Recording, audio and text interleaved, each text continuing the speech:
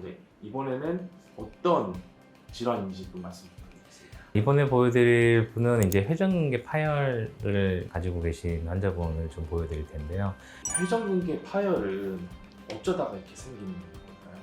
대부분의 경우는 퇴행성이라고 알고 있어요. 그러니까 나이 들면서 이제 조금씩 퇴행성이 되면서 파열이 되는데, 그럼 나이 든 사람들은 다 파열이 되느냐? 그건 아니에요. 결국에는 잘못 사용되어졌기 때문입니다. 내지는 과사용되었기 때문이고요. 그래서 뭐 직업적으로는 우리가 팔을 많이 드는 직업을 하시는 분들이라든지, 내지는 자세가 엄청 안 좋으신 상태에서 어떤 일을 하시는 분들이라든지, 그런 분들에서 이제 조금 더 많은 파열 빈도를 좀 보이는 것 같아요. 저는 왜 파열됐어요? 물어보신 분들 되게 많으세요. 되게 많으신데, 약간은 근데 생활 패턴이라든지 자세적인 부분을 우리가 좀 본다고 했으면, 우리가 라운드 숄더라고 하죠. 어깨가 이렇게 많이 말리신 분들은 파열 빈도가 훨씬 높습니다. 이게 어떤 의미를 지니냐면, 자, 이렇게 놓고 봤을 때 제가 이렇게 어깨를 이렇게 핀 상태에서 여기를 터치를 한다고 하면 제 어깨는 이 정도로 쓰이죠. 근데 제가 말렸어요. 어깨가 이렇게 말렸어요. 그럼 똑같은 동작을 하기 위해서 제 팔은 이렇게 쓰이네요. 근데 실제로는 어떻게 쓰고 있는 거냐면 이렇게 쓰고 있는 거예요. 그러면 이때 걸리는 부하하고 이때 걸리는 부하를 본인이 느껴보시면, 이때가 훨씬 많은 어깨의 부하가 걸리게 되고 회전근개가 많이 쓰이게 돼요. 그러니까 자세적인 부분이 틀어지면서 통증이 더 많이 생기고 더 많이 사용되다 보니까 이게 쌓이고 쌓인 거예요. 20대, 30대, 40대는 그래도 어느 정도는 근력도 좋고 회복력도 좋기 때문에 유지가 되지만, 이게 왜 우리가 50견이란 말이 나왔냐면 50대 때 어깨가 많이 아프더라.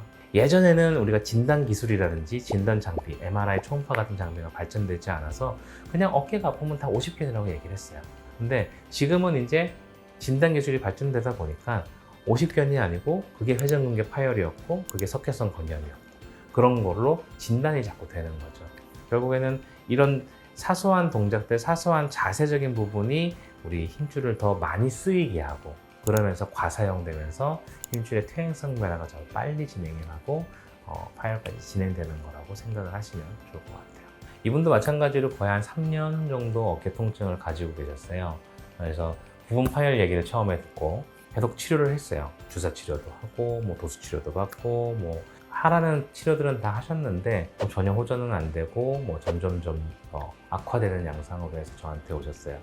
그래서 제일 처음에 와서 이제 초음파를 제가 좀 보니까 지금 왼쪽 사진이 이제 그분 사진인데, 요 중간 부분이 이렇게 파열이 되셨더라고요. 지금 까맣게 된 거 보이시죠?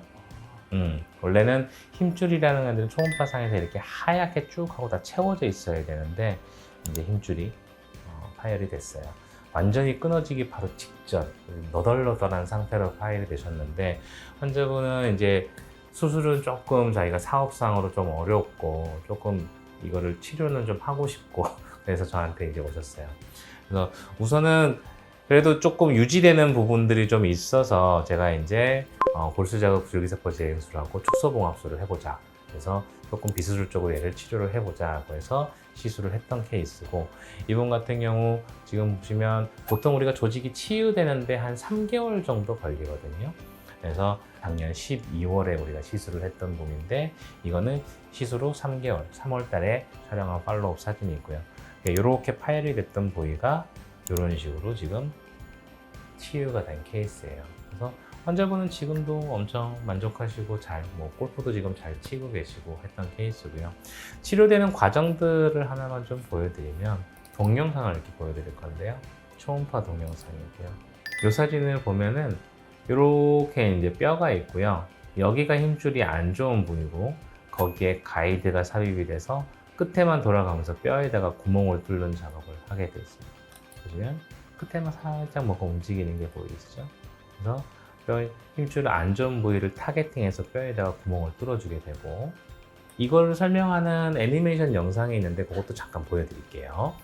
우리가 회전근개 부분 파열이 있을 때 이게 파열 부위를 타겟팅해서 뼈에다가 이렇게 구멍을 뚫어주는 기술이 있습니다. 이게 골수자극 줄기세포 재생술이라고 하는데, 이렇게 구멍을 뚫어주게 되면 뼛속에 있는 골수가 빠져나오게 되고 그 골수 속에 있는 줄기세포라든지 혈소판이라든지 성장인자들이 다량으로 분비되면서 조직을 치유시켜주는 거예요. 실제로 이거는 이제 우리 수술할 때도 쓰는 테크닉인데 이거를 비수술적으로 기구를 제가 개발해서 하고 있고요. 이거는 힘줄을 통과시켜서 이제 실을 삽입을 하는 장면이에요. 그래서 실을 이렇게 삽입을 하고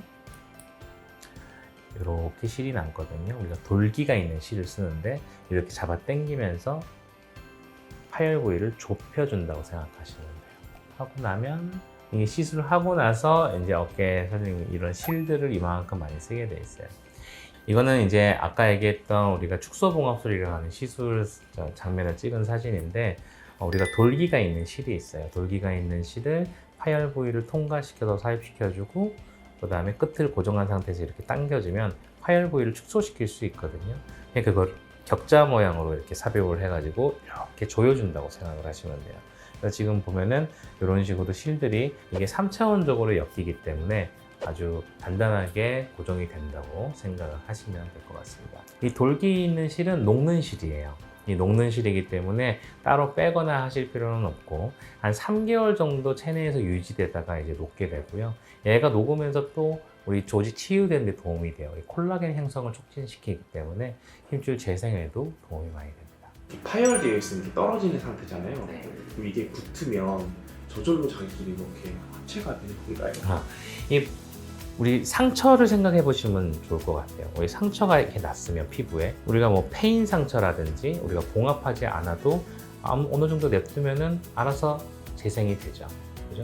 근데 이게 너무 많이 찢어져서 벌어져 있으면 얘가 안 붙겠죠. 마찬가지예요. 힘줄도 이게 너무 많이 떨어져 있으면은 얘네들끼리 붙지를 않는데 우선은 이거를 이렇게 모아준다고 생각하시면 돼요. 어느 정도는 이렇게 모아주고 근데 그 안에 골수들이 나오겠죠. 치유인자들이 대량으로 나오면서 이 속을 채워지면서 치유를 시키는 거예요. 그래서 그 속살이 좀 채워진다고 생각하시면 좋을 것 같습니다. 그래서 이분 자료들을 조금 이제 제가 정리를 좀 해봤는데요. 이 시술 전에 이제 이 빨간 점선으로 표시된 부위가 파열된 부위예요. 그래서 위 사진은 우리가 힘줄을 이렇게 놓고 촬영하는 사진이고 아랫 사진은 힘줄을 이렇게 놓고 촬영하는 사진이에요. 그래서 위의 사진을 봤을 때는 이 정도 파열이 있었고 측면을 봤을 때는 꽤 많은 양의 파열이 있었는데 얘네들을 이제 치료를 하고 나서 3개월 있다 봤더니 오른쪽처럼 다 속이 다 메꿔진 사진이 보이시죠? 힘줄이 재생될 수 있다는 얘기예요. 그래서 이분 같은 경우도 시술을 하고 나서 진짜 고생 많이 하셨거든요. 3년 동안 고생 많이 하셨는데 시술을 받고 지금도 아주 잘 생활하고 계시고 졸업시켜드려서 병원에 나눴습니다.